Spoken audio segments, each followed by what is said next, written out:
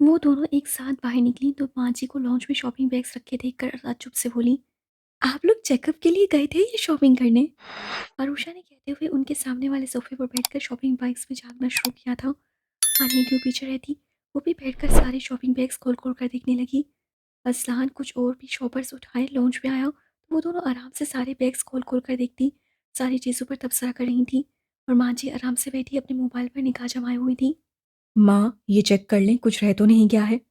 असान हाथ में लिए हुए शॉपर्स माँ जी के सामने टेबल पर रखता उधर ही बैठा था जिस सोफे पर अरूषा बैठी। सारे शॉपर्स खोल खोल कर देखने में लगी हुई थी। असलान के अपने पास बैठने पर वो खिसक कर पड़े होती, सामान चेक करती। माँ जी पर निगाह पड़ी, उनके सामने उनके बेटे से दूर होती तो उनकी तेवरी ही चढ़ जाती, इसलिए उसी तरह बैठी फिर से अपने काम में लग गई। आप लोग तो डॉक्टर के यहाँ गए थे? हानिया बड़े शौक से ब्राइडल लहंगा देखती असलान से पूछ बैठी। हम शॉपिंग पर गए थे। असलान अब जरा संजीदा हो गया, उन दोनों को भी तो बताना था कि सारी शॉपिंग किससे है। आशु कितना प्यारा लहंगा है देख। हानिया ने जोश में उठकर लहंगे का दुपट्टा अरूषा के सर पर डाल दिया।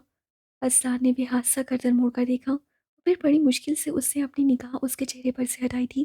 खुद माँ जी ने भी दिल ही दिल में माशाल्लाह कहा था। कैसी लग रही हूँ मैं? अरूषा ने दुपट्टे के दोनों सिरे पकड़कर खुशी से हानिया को देखा। पूरी दुल्हन। माँ, क्यों ना लाला का फिर से वलीमा कर दे, देखी कितनी प्यारी लग रही है आशु। हानिया जोश से बोली तो असान जहाँ मुस्कुराया वहीं माँ जी हंसी। इंशाल्लाह अब तो पोते के आने के बाद मैं बहुत बड़ा फंक्शन करूंगी। माँ जी ने बड़े उम्मीद से बेटे और बहू को देखा, दोनों ने एक दूसरे के साथ कितने अच्छे लग रहे थे। उन दोनों के रिश्ते में एक बदलाव के साथ उन दोनों में भी बदलाव उन्होंने महसूस किया था। आने ने पहले मुस्कुराते लाला को देखा, फिर माँ जी की बात पर मुंह बनाती अरूषा को चुपके से चुटकी काटी। वो बस दांत पीस कर रह गई। ये लहंगा, ये शॉपिंग, हम लोग कहीं फंक्शन में जा रहे हैं क्या?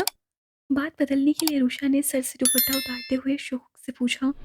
माँ जी और असलान ने पहले एक दूसरे को देखा, फिर माँ जी ही बोली, मैं बताने ही वाली थी, आज घर में एक छोटा मोटा सा फंक्शन अरेंज किया है, शाम में कुछ मेहमान आ रहे हैं।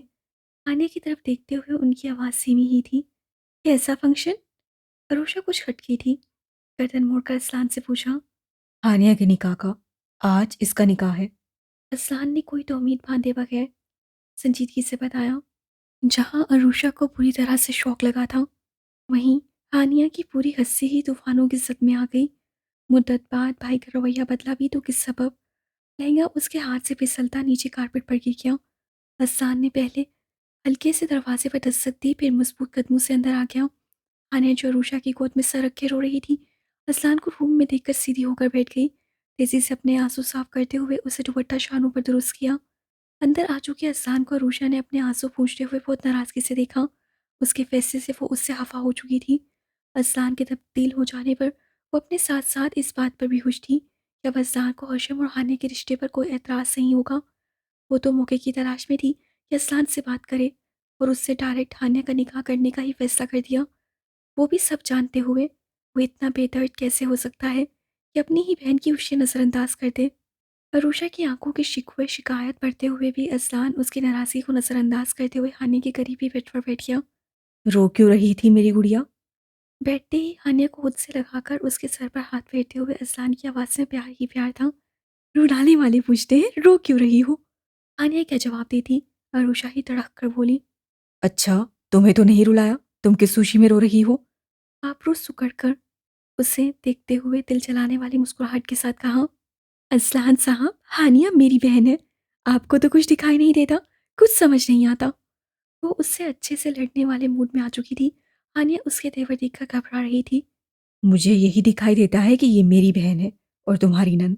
मेरी समझ से यही रिश्ता है तुम दोनों का। आराम से बेड पर हथेली टेक कर रूषा के सुरखोते चेहरे को दिलचस्पी से देख रहा था। आपकी बीवी बन गई हूँ तो इसका ये मतलब नहीं कि अपनी बहन जैसी दोस्त को नंद बना लूंगी। रूषा ने जोश में आते हुए अपने और असान के दरमियान बैठी हानिया को खींच कर हटाया और खिसक कर असान के करीब हो गई। अंदाज ऐसा था कि बस अब उसका गला दबाना है। असान दिल ही दिल में हंसा। बनाने से क्या होता है, ये ऑलरेडी तुम्हारी नंद बन चुकी है, 6 माह पहले ही। हाँ, तुम इसकी नंद मत बन जाना। पैर पर पैर रखे वो आराम से उसे भड़का रहा था। हानिया मुंह खोले सारा रोना धोना अपना गम भुलाए भाई भाभी को एक दूसरे से लड़ते देख रही थी। आप बनने दें तब ना, अरुषा चटक कर बोली। लड़ने के चक्कर में वह असान के बहुत करीब आ चुकी थी, इतनी कि वो आराम से उसके लबों पर अपने होंठ रखकर उसकी बोलती बंद कर सकता था। मगर अज़लान ने होंठ बनी तानिया को देखा, फिर गहरी सांस लेकर सीधा बैठते हुए कहा, अच्छा, जाओ दिमाग मत चाटो। जाकर माँ की मदद करो। सास अकेले लगी है और बहू को लड़ने से फुर्सत नहीं। जानबूझकर लहजे में बेसारी दिखाई। और अज़लान के बेसारी दिखाने पर अरूषा नाक फुलाए तनतनाती हुई बेड से उतरकर रूम से निकल गई। जाते जाते पूरी कुव्वत से दरवाज़ा बंद किया था। क्या दिखा था इसमें तुम्हें जो फ्रेंड बना लिया? रेड चिली है पूरी। अज़लान कान में उंगली चलाता मजाक में हानिया से बोला, बहुत सारा हलूस, बहुत सारी मोहब्बत और एक प्यारा सा दिल। हानिया कभी भी अरूषा की बुराई सुन ही नहीं सकती थी, इससे दोनों हाथ फैलाकर बता दिया वो उसे कितनी अजीज है। और एक कैंची की तरह चलती जुबान, वो भूल गई तुम? अज़लान के तब कर कहने पर हानिया गमगीन होने के बावजूद भी हंसी। हानि। अज़लान ने प्यार से अपनी गुड़िया सी बहन को देखा। जी। हानिया ने भाई का संजीदा हो गया चेहरा देखा। तुम्हें मुझ पर एतबार है ना? उससे हानिया का हाथ थाम लिया। सबसे बढ़कर लाला। हानिया के जुमले ने अज़लान का सर फखर से बुलंद कर दिया। तो फिर भरोसा रखो, मैं कभी तुम्हारा बुरा नहीं चाहूंगा। एक भाई ने ही बाप बनकर ये फैसला किया है और इंशाल्लाह मेरे फैसले पर हमेशा खुश रहेगी मेरी गुड़िया। उसने कहते कहते हानिया का सर झुकाकर वहां भरोसा दिया था। सारी मोहब्बत एक तरफ, मगर भाई की तरफ से बख्शा हुआ मान और इतबार एक तरफ। हानिया पुरसुकून हो गई। मुझे यकीन है भाई। सारे दर्द को अपने दिल में दफन करके वो पूरे दिल से मुस्कुराई। मोहब्बत मिले ना सही, उसके लाला का प्यार एतबार उसे वापस मिल गया। अब और क्या चाहिए। देखना, निकाह के बाद तुम मुझे थैंक्स बोलने के लिए परेशान होगी। वो मुस्कुराते हुए उसके गाल दबाकर बेड से उठ खड़ा हुआ। हानिया भीगी आंखों से अज़लान को रूम से बाहर जाते हुए देखती अपनी नम आंखें पूंझ चुकी थी। अरूषा पूछे पूछे दिल से माँ जी के साथ लगी हुई शाम में होने वाले निकाह की तरकीब की तैयारी करवा रही थी। मौलवी साहब के साथ अज़लान की कुछ आस दोस्त भी गवाह के बाद और आने वाले थे। इससे किचन में तो मुलाजमीन लगे हुए थे, वो माँ जी के साथ और काम देख रही थी। हानिया अपने रूम में बंद थी और अज़लान को बाहर ही ढेरों काम थे। ये तुम्हारे लिए लाई हूँ, सबके आने का वक्त होने वाला है। अब जाओ और यही पहनकर तैयार हो जाओ। सारे काम तकरीबन मुकम्मल हो चुके थे। माँ जी सारी पैकेटों में से एक भारी पैकेट उसे थमाकर हुक्मियाँ बोली, अभी से तैयार हो जाओ।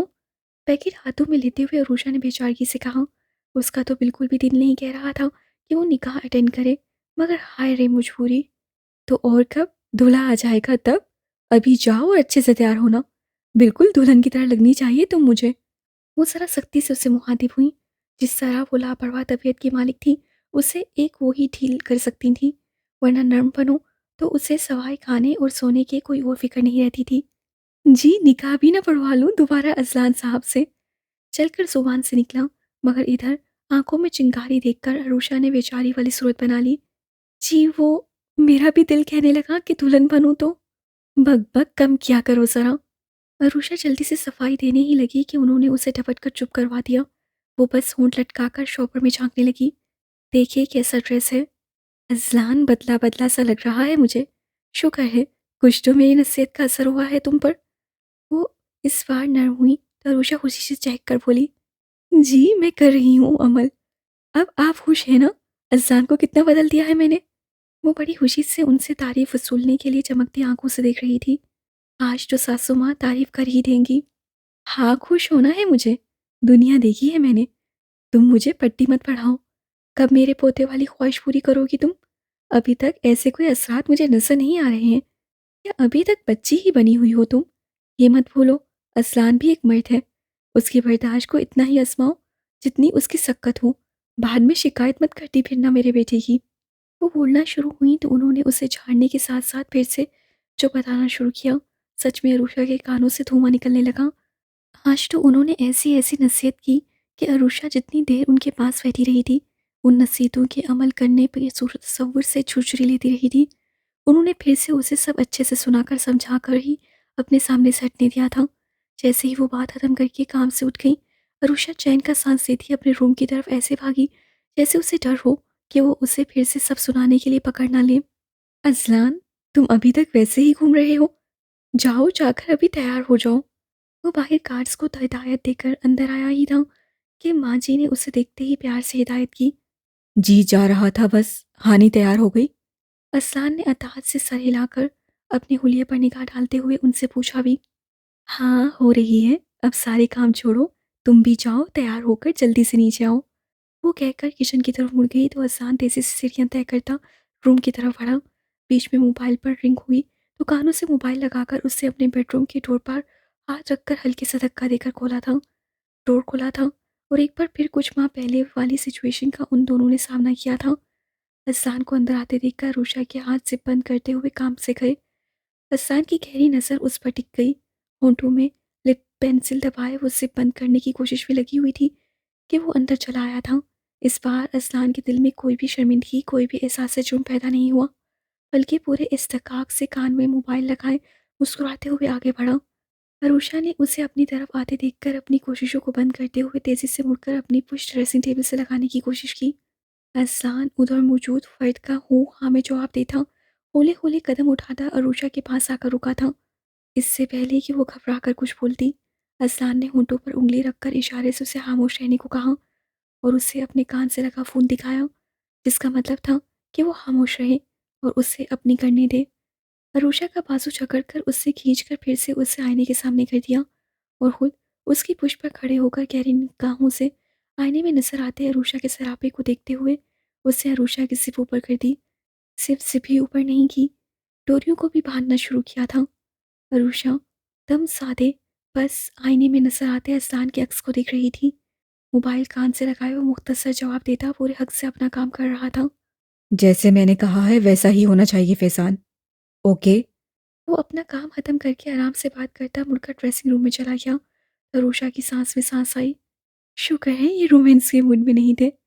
वो शुक्र का सांस लेती मुस्कुराती हुई अपना अधूरा मेकअप मुकम्मल करके अपना दुपट्टा दुरुस्त करते हुए बेडरूम से ही बाहर निकल आई। सारे काम निपटाते और साथ में अपना भारी लहंगा संभालते हुए भी अरूषा बारी बार घड़ी की तरफ देख रही थी। मेहमानों के आने का वक्त हो गया था और उसका दिल अब बहुत उदास हो रहा था। वह सांस से शदीद नाराज हो चुकी थी, जो जानबूझकर सब कुछ जानने के बाद भी आने का निगाह किसी और शख्स से करवा रहा था। कितनी खुश है ये। हसान के साथ उससे माँ जी को भी देखकर नाक भूं चढ़ाई। जरा सा भी बेटी की खुशी का कोई ख्याल नहीं उन्हें, बस बेटा बेटा करती रहती हैं। हम्म, मेरी जूठी भी अब खुश रखेगी इनके बेटे को। सालिम त्यो कभी नहीं बदल सकता। जैसे जैसे वक्त करीब हो रहा था वो दिल ही दिल में सुलगती जा रही थी। एक तरफ दोस्त का गम, दूसरी तरफ भाई के दिल उजड़ने का। ऐसे में वो बस चोला चवाला बनी माँ बेटी को चुपके चुपके देखती दिल ही दिल में सब बक रही थी। अब इतनी हिम्मत कहाँ थी जो माँ बेटे के मुंह पर सब कह देती। शायद मेहमान आ गए। माँ जी कार का हॉर्न सुनकर किचन से निकल कर बैरूनी दरवाजे की तरफ बढ़ गई। अरूषा का दिल बुरी तरह से घबराने लगा था।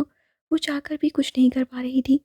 बस इस बार अपनी बेबसी पर तेजी से आंखें नम हुई थीं। उसी नम आंख से उसने सामने का धुंधला धुंधला सा मंजर देखा। ये वो माँ जी से झुककर प्यार लेते हशम को देखकर इकलाई। असलान के साथ हशम और चंद और लोग थे। हशम को छोड़कर असलान उन लोगों को लेकर ड्राइंग रूम में चला गया तो वो दौड़कर अब तक माँ जी के पास खड़े कुछ कहते हशम के पास आ गई और इससे पहले कि हशम उससे कुछ कहता वो हशम के सीने से लगकर रोना शुरू हो गई। क्या हुआ आशु? तू क्यों रो रही है? हशम उसके रोने पर बुरी तरह से घबरा गया। हजार तरह के वसवसे सर उठाने लगे। ड्राइंग रूम से बाहर आता असलान वहीं ठहर गया। उसे मालूम था अब कुछ धमाका ही करने वाली है उसकी मासूम सी बीवी। इससे सीने पर बाजू बांधकर वो आराम से सुनने के लिए तैयार हो गया। हशम हशम तुम यहाँ क्यों आए हो? क्या असलान तुम्हें तड़पाने के लिए लेकर आए हैं? हाय अल्लाह तुम क्यों आ गए हशम? चले जाओ ये लोग बहुत जालिम है। असलान बहुत जालिम है। वो बहुत बेरहम है। उन्हें शर्म नहीं आई मेरे भाई के साथ ये खेल खेलते हुए। और असलान की उम्मीद के मुताबिक वो नॉन स्टॉप शुरू हो गई और उसकी निगाहों में अपने लिए झलकती नाराज़गी कब से पड़ रहा था। उसके रूठे हुए मासूमाना अंदाज सब महसूस कर रहा था और उसका उबाल कब निकलता उसका भी मुंतज़िर था। और अब यकीन हो गया अब वो कुछ भी दिल में नहीं रखेगी, तो वो आराम से सब सुनने के लिए तैयार था। उधर हशम कुछ न समझते हुए अपने सीने से लगी अरूषा की बस ऊट पटंग बातें सुन रहा था। असलान आराम से सुन सकता था मगर उसकी बड़ाई माँ जी नहीं। इससे अरूषा की बातों से उनको पतंगे लग गईं। खबरदार लड़की, होश में हो तुम? किस लिहाज से मेरा बेटा तुम्हें जालिम और बेरहम लगता है? वो बेरहम जालिम होता ना तो तुम्हारी कैंची की तरह चलती जुबान अब तक कुतर चुका होता। उसकी नरमी और मोहब्बत का अब तक नाजायज फायदा उठाते हुए बस सोती खाती रहती हो और सबके सामने उसे जालिम और बेरहम साबित कर रही हो। माँ जी को बहुत दाव आ गया था। कोई उनके बेटे की बुराई करे ये कभी बर्दाश्त नहीं हुआ था उन्हें। उन्होंने भी अच्छी सास होने का पूरा सबूत पेश कर दिया। असलान जंग का मैदान बनने का मुंतज़िर खामोशी से तमाशा देख रहा था। वो बेरहम सालिम लगते नहीं हैं बल्कि हैं। अभी आपको बता नहीं सकती मगर अकेले में ज़रूर आपको बताऊँगी। तब आपको पता चलेगा कि आपका बेटा कितना सालिम था। वो अरूषा ही क्या जो सोच समझ कर बोल दे। माँ जी का दिल कहाँ अपनी बहू को कसकर एक चपत लगा दें। कुछ ऐसा भी असलान का दिल कह रहा था। आशु, क्या हुआ? क्यों रो रही हो? कोई बात हो गई है? हाशिम ने जंग का मैदान बनने से पहले ही अपनी बहन का पासू थामकर उसका रुख अपनी तरफ मोड़कर प्यार से पूछा, हाय मेरा मासूम भाई, इसे तो कुछ बताया भी नहीं उस जालिम ड्यो ने। हाय अल्लाह जी, कितना बेरहम इंसान है ये अहसान मीर। मेरा मासूम भाई अपनी मासूमियत में आज मारा जाएगा। हाशिम का पूछना था कि वो वहीं फर्श पर फरियाद करती अपनी कीमती लहंगा सूट की परवाह किए बिना बैठकर रोना शुरू हो गई। और माँ जी का दिल अब शिद्दत से इस हद से ज़्यादा बेवकूफ़ लड़की को कसकर एक क्या दो चार लगाने का हो रहा था। हाशिम कुछ भी नहीं समझते हुए बौखलाकर उसके पास पंजों के बल बैठ गया। हसन अब भी आराम से उसके तमाशे को सीने पर हाथ बांध कर देख रहा था। आशु, क्या हुआ है मेरी जान? कुछ तो बताओ, किसी ने कुछ कहा है? वो उकड़ू बैठा उसे ज़बरदस्ती अपने से लगाते हुए उसके सर को अपने सीने से लगाने लगा। लेकिन अरूषा के जज्बात अब काबू में ही नहीं आ रहे थे। वो हाशिम के सीने पर हाथ रखकर उससे दूर होते हुए उसी टोन में रोते हुए बोली, क्या हुआ? ये पूछो क्या नहीं हुआ? हाय मेरा मासूम भाई, इसका दिल उजड़ा है। इधर मेरी दोस्त की ज़िंदगी तबाह हो रही है और लोग मुझसे पूछ रहे हैं कि क्या हुआ? अरे मेरा दिल फट जाएगा, मेरा कलेजा सुलग रहा है। अब तो बाकायदा सीना पीटने की ही कसर रह गई थी। बस बहुत हुआ। और उसका बाजा पूरी ताकत से बजने लगता और मेहमान भी मुतवज्जा हो जाते। हसन तीर की तरह उन तक आया था और एक ही झटके से अरूषा का बाजू दबोचकर उसे अपने मुकाबले में खड़ा कर दिया। अरूषा ने उसे देखते ही कुछ और भी शिद्दत से मुंह फाड़ना चाहा कि हसन दांत पीस कर बोला था। हशम दूल्हा है और इसका निकाह हो रहा है। वो चबा चबा कर उससे बोला। अरूषा के आंसू थम गए, हरी हरी आंखें फट गईं और होंठ फिर से हसन वीर को तड़पाने के लिए उसी अंदाज में खुल गए जो उसकी कमजोरी थी। उससे फौरन उसका बाजू छोड़ दिया और निगाहें उसके हसीन चेहरे से हटाकर उससे मुझ पर बड़ी मुश्किल से जबर किया था। आप मेरे भाई का निकाह बिना मुझसे पूछे कर रहे हैं? अरूषा का दिमाग ही उलट गया। वो अजलान को अब शेरनी की तरह घूर रही थी। यानी एक साथ इतना जुल्म! आपने कसम खाई है मुझे मार डालेंगे। दोस्त व भाई के गम में आप मेरे हशम का निकाह कैसे कर सकते हैं? वो फिर भी नहीं समझी थी। अब भी उसी बेवकूफ़ी से लड़ना शुरू हो गई। अब तो गुस्सा भी हावी हो चुका था। सब देखते सुनते हशम को अब सारा माजरा समझ में आ गया था कि असलान मीर ने अरूषा को सरप्राइज़ देना चाहा होगा और वो बेवकूफ़ एकदम से उसे हंसी आ गई और जैसे ही वो हंसा, असलान ने हंस से हशम को देखकर अरूषा को चिल्लाया। देख लो, तुम्हारा भाई खुश है। इसका मतलब है उसकी मर्जी पूरी है। इस निकाह में उसका जितलाता अंदाज अरूषा ने मुड़कर अपने भाई को देखा जो होले होले हंस रहा था। तुम खुश हो हशम? तुमने इनकी बात मान ली? अरूषा को ना जाने क्यों सदमा लगा था। शायद हानिया का सोचकर वो बेचारी इतना रो रही है, वही हंस रहा है, बल्कि निकाह भी कर रहा है। माँ जी ताज्जुब से अपनी बहू को देख रही थी जिसने बेवकूफ़ में रिकॉर्ड कायम करना था। खुश क्यों नहीं होगा? आखिर मैंने लड़की पसंद की है। हशम को आंख मारकर उसने अरूषा को चलाया। आपसे बात नहीं कर रही मैं, सब आपकी पटियां पढ़ाई हुई होंगी। अरूषा उसे शोला उगलती आंखों से देख रही थी। हशम, बताओ अपनी बेवकूफ़ बहन को मैंने कुछ कहा था? वो बन बन कर बोलता। हशम को कुछ भी नहीं बताने का इशारा कर चुका था। हशम बेबस सा हुआ। एक तरफ जान से प्यारी बहन तो दूसरी तरफ काबिल एहतराम बहनोई। करे तो क्या करे? मुझे कुछ नहीं पूछना, मैं बहुत नाराज़ हूँ इससे और आपसे, तुम अब बोलना भी नहीं मुझे। फरूशा एक बार हशम से कहकर असान को दांत पीस कर देखती घुर्राई। असान ने बस शाने उचका दिए जैसे कोई परवाह नहीं। अरूषा को एकदम से फिर से ढेर सारा रोना आया था और वो फिर से उन दोनों के सामने रोना नहीं चाहती थी जहाँ किसी को उसकी परवाह ही नहीं थी। इसी तेज कदमों से हानिया के रूम की तरफ चली गई ताकि चैन से रो सके और यहाँ तो रोने में साथ देने वाली भी मौजूद थी जो रोने में साथ भी देगी और फिर मेकअप भी दुरुस्त करेगी। हानिया ने खूब अच्छे से अरूषा का मुंह धुलवा कर उसका बेहतरीन मेकअप करते हुए आईने में नजर आता उसका सरापा देखा। पर्पल कलर के लहंगे में वो बेहद हसीन लग रही थी। मैचिंग ज्वेलरी और डार्क मेकअप और प्यारा सा हेयर स्टाइल। आज तो हशर का सारा सामान मौजूद था। खुदा के वास्ते अब मत रोना, तुम मेरी सारी मेहनत ज़ाया हो जाएगी। दुल्हन बनी हानिया उसके होंठों पर डीप रेड लिपस्टिक लगाते हुए भराई आवाज़ में बोली। दोनों वाकई बेवकूफ़ियों की सरदार थीं। खूब रो भी लिया, दूसरों को कोस भी लिया और अब एक दूसरे को सजाकर संवार कर अपना अपना मेकअप भी नहीं खराब करना चाहती थी। आ गया तो क्या करूंगी? अरुषा भारी दिल से उसका हाथ हटाकर ड्रेसिंग टेबल से उठ गई। फिर सजी संवरी हानिया को प्यार से देखा था। दुल्हन बनी वो बहुत ही प्यारी लग रही थी। बहुत प्यारी लग रही हूँ। अल्लाह तुम्हें हमेशा खुश रखे। उसे खुद से लगाकर उससे इस बार दिल से दुआ दी थी। अभी हानिया कुछ कहती कि माँ जी अंदर आ गई। मौलवी साहब आ रहे हैं निकाह पढ़वाने। उनका कहना था कि हानिया का दिल बड़ी जोर से धड़का था। साथ खड़ी अरुषा का उसने जोर से हाथ दबोच लिया। अरुषा समझ सकती थी उसकी क्या हालत हो सकती है। कुछ माह पहले उसकी भी यही हालत थी। इसी ज़बरदस्ती के साथ, उससे भी ज़्यादा जुल्म के साथ उसे अज़लान मीर से बांधा गया था। माँ जी ने एक तरफ सोफे पर रखे शॉपर से जरदार दुपट्टा निकालकर हानिया के सर पर डालकर उसका घूंघट कर दिया और उसका एक बाजू थामकर बाहर लिविंग रूम में ले आई। हानिया ने उन लम्हों में एक पल के लिए भी अरुषा का हाथ नहीं छोड़ा था। वो उसके साथ साथ उसके हमरा थी। हानिया के हाथ पर अपने दूसरे हाथ से तसल्ली बख्शती खुद भी जज्बाती सी हो रही थी। मौलवी साहब ने एक तरफ बैठकर निकाह पढ़ाना शुरू कर दिया तो हानिया का दिल पूरी रफ्तार से धड़कने लगा। हाथ पैर से जान निकले जा रही थी।